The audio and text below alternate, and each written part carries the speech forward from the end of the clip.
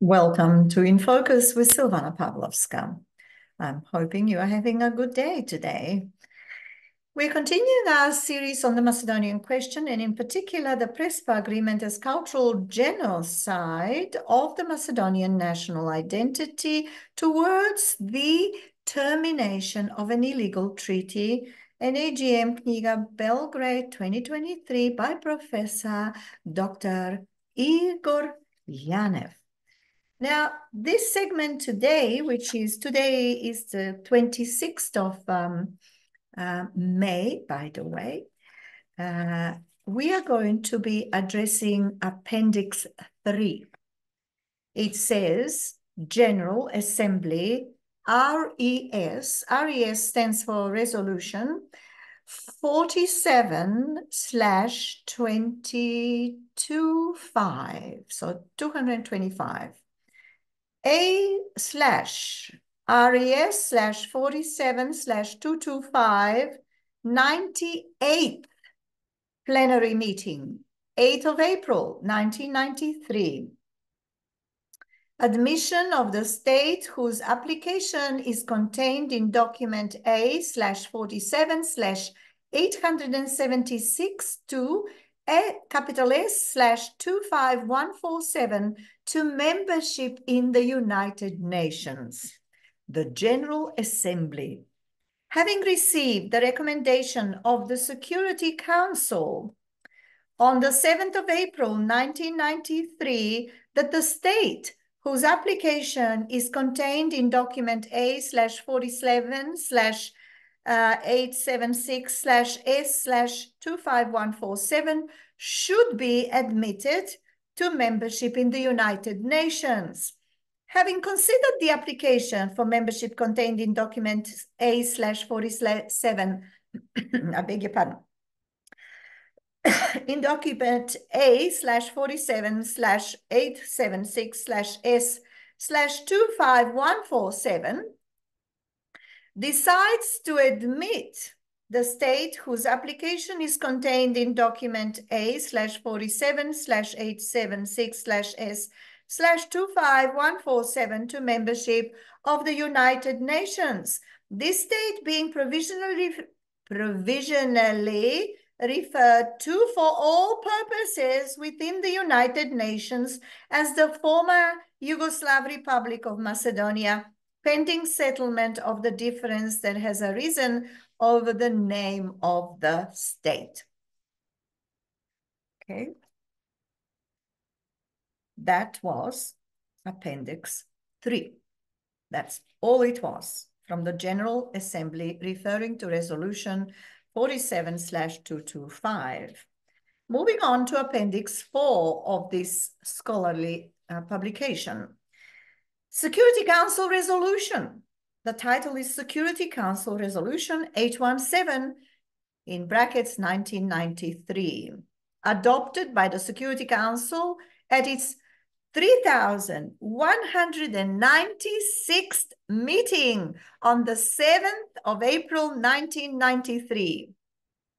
The Security Council, having examined the application for admission to the UN in document S/25147, noting that the applicant fulfills the criteria for membership in the United Nations laid down in Article 4 of the Charter, noting, however, that a high difference has arisen over the name of the state, which needs to be resolved in the interest of the maintenance of peaceful and good neighborly relations in the region.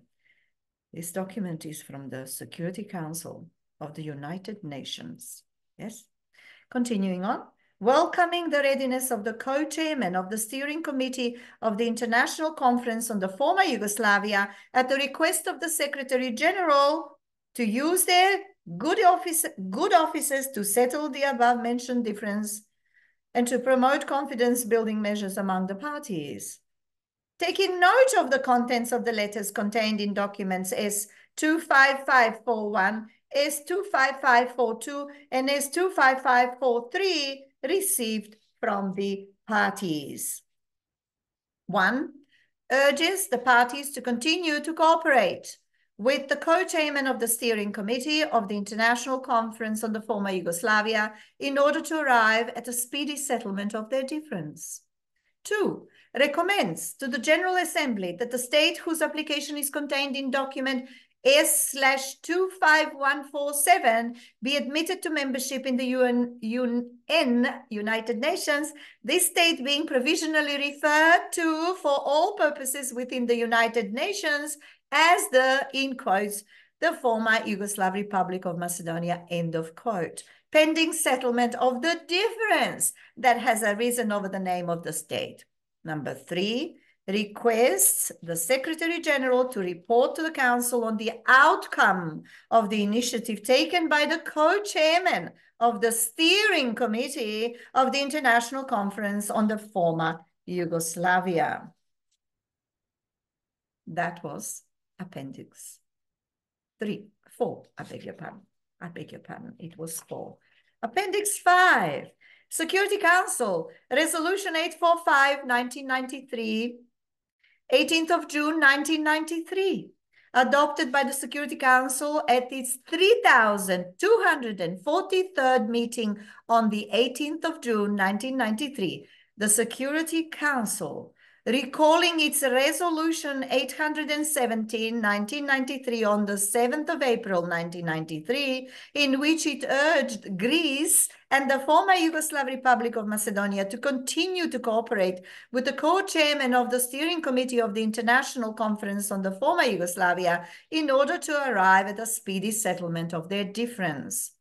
Having considered the report of the Secretary General submitted pursuant to Resolution 817, 1993, together with the statement of the government of Greece and the letter of the President of the former Yugoslav Republic of Macedonia dated 27th and 29th of May, 1993, respectively, in brackets S/25855 and Addendum 1 and Addendum 2. 1, expresses its appreciation to the co-chairman of the Steering Committee of the International Conference on the Former Yugoslavia for their efforts and commends to the parties as a sound basis for the settlement of their difference the proposals set forth in Annex 5 to the report of the Secretary General. 2, urges the parties to continue their efforts under the auspices of the Secretary General to arrive at a speedy settlement of the remaining issues between them. 3, request the Secretary General to keep the Council informed on the progress of these further efforts, the objective of which is to resolve the difference between the two parties before the commencement of the 48th session of the General Assembly and to report to the Council on their outcome in good time and decides to resume consideration of the matter in the light of the report. So that was Appendix 5 in full. Next time, we shall continue with the document that is Appendix 6. So here we end this part of the publication. You've been listening to In Focus with Silvana Pavlovska, broadcasting from Melbourne, Australia on this day, 26th of May, 2024. The title of the document is The PRESPA Agreement as a Cultural Genocide of the Macedonian National Identity towards the Termination of an Illegal Treaty by Professor Dr. Igor JANNEV. Looking forward to seeing you soon.